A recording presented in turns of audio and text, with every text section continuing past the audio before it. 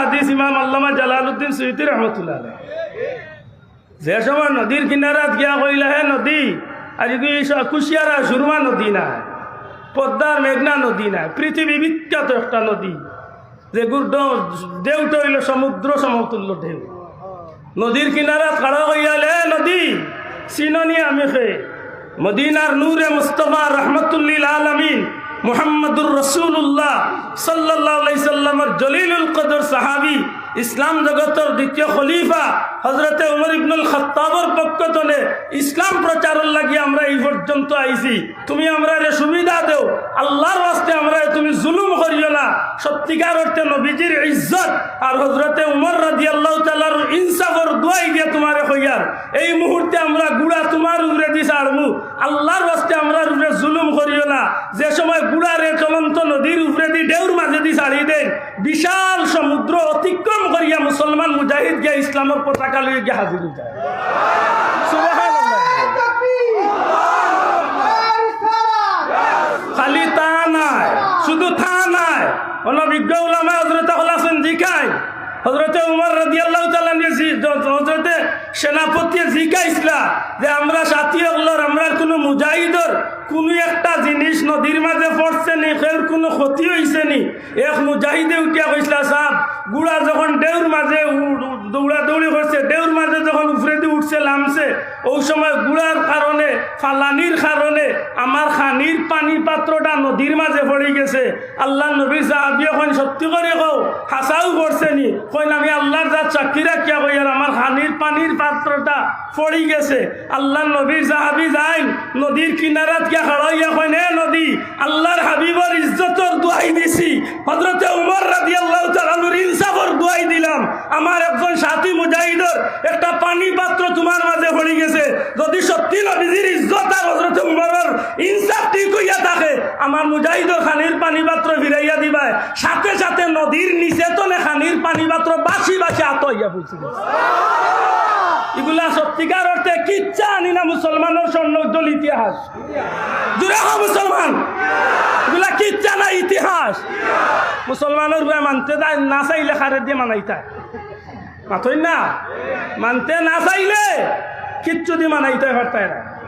যে সময় শাহজালাল সাহেবের লোকেন দে কবুতর জোড়া দিলে ইসলাম সুরমা নদীর ভারোয়াইয়া যখন দেখছে গোবিন্দ কিচ্ছু দিয়ে একটাইল গেছে না, যাই নমাজ বিছাই দিছে। ওই সময় কইল রে কাম করো বড় বড় হাত তোর নদীর ভাড়া টিল্লা মার।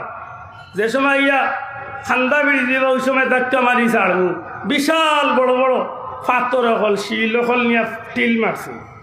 ওই সময় শাহজালাল সাহেব দেখিয়া কইল এক কাজ করিও, আমি তোমার দান্ডেলি একটা তাকবীর দিব ধনী দিব, তুমি তাই আমার লগে শরীক কইবে। আমি কইম না রে তাকবীর, তুমি তাই আল্লাহু আকবার।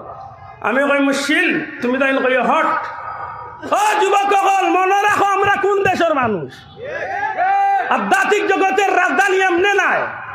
সারা দেশের যে জেলার যাইবাই সিলেটি মুসলমান পরিচয় পাওয়ার বাদে অন্তত দিল তলে শ্রদ্ধা করেনি না করে না, আর তুলিয়া করেনি না করে না। এটা আমার ব্যক্তিত্বর কারণে না, আল্লাহর ওলির কারণে, আল্লাহর ওলির কারণে।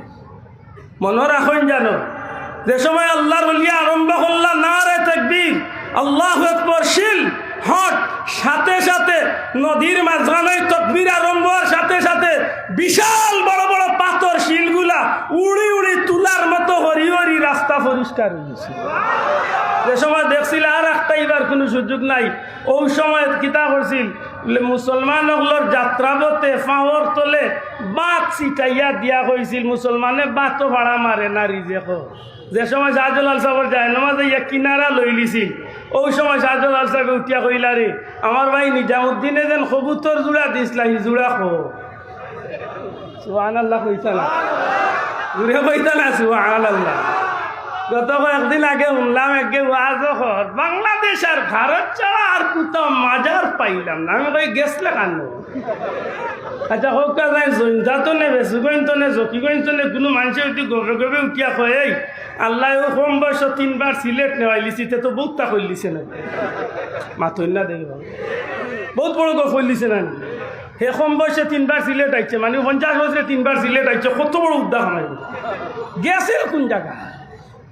একবার তোর জমিনে কত হাজার অলি আল্লাহ, আমি গুনাগার দেওবন রামপুর তনে শুরু করি একেবারে ফুরফুরা শরীফ পর্যন্ত আল্লাহ আমার গোটা বারো চক্ষু দেওয়া নাই অলি আল্লাহ কোন দেশ ওখানে নাই কোন জায়গা। গত 2 সপ্তাহ আগে আমি মালদ্বীপ আসলাম, যে আল্লাহর অলির উসিলা এই জমিনে ইসলাম প্রচার হয়েছে, সুবহানাল্লাহ। নাই কোন জায়গা, মালয়েশিয়াত নাই, 250 কিলোমিটার দূর হয়ে গিয়া শাহজালাল হযরতে বড় পীর আব্দুল কাদের জিলানির বংশধরের জিয়ারত আমি গুনাহগারে করছি। কোন জায়গাত নাই একটা জায়গা বাকি, বড় আশ্চর্য বিষয়।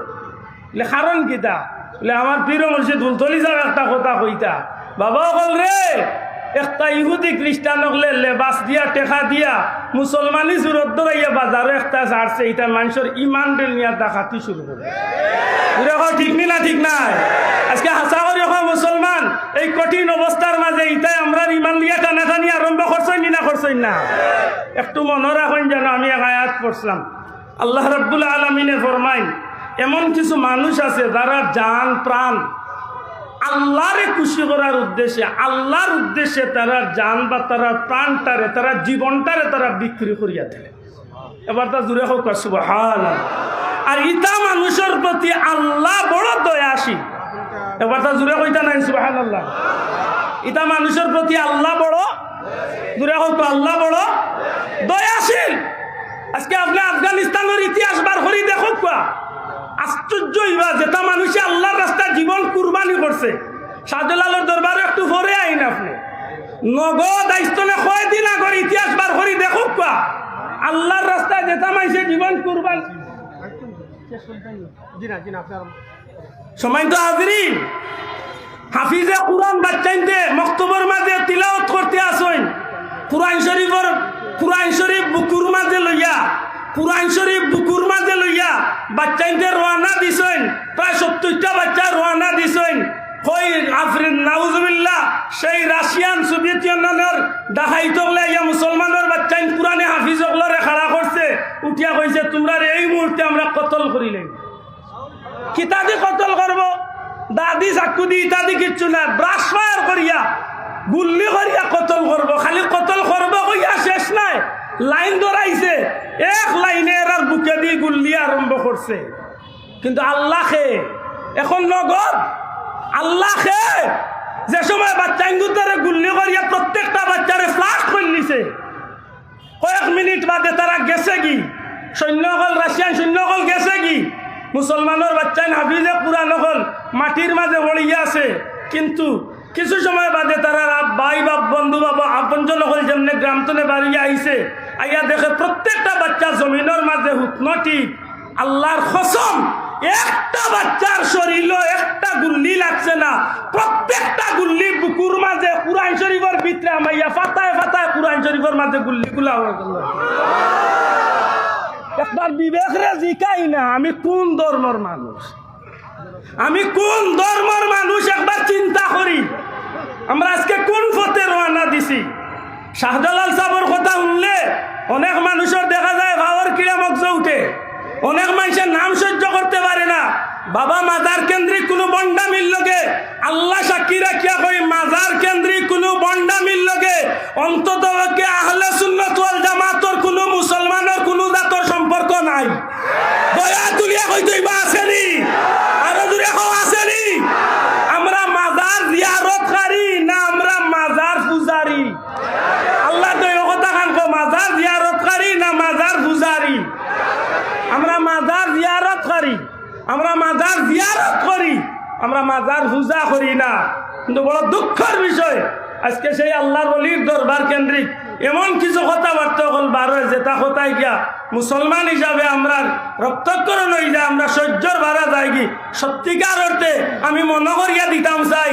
আজকে আব্দুল আদর মাথার টুপি, আজকে আব্দুল আদর মার মাথার কাপড় বুরকা, আজকে আপনার ভিন্ন পাঞ্জাবি, এটা কিচ্ছু আসিল না রে ভাই। আমরা মা বোনের কপালের মাঝে সিঁদুরের চিহ্ন আসিল, এই জমিনের মাঝে দুধটি ভিন্ন আসিল, এই জমিনে মাগরিবের আজানের সময় হুড়ুলুড়ুর জুগার হইতো। শাহজালাল সাহেবের উচিত এই জমিনে আল্লাহু আকবার করবে, ঠিক না ঠিক নয়? এই কারণে জীবন যতদিন আছে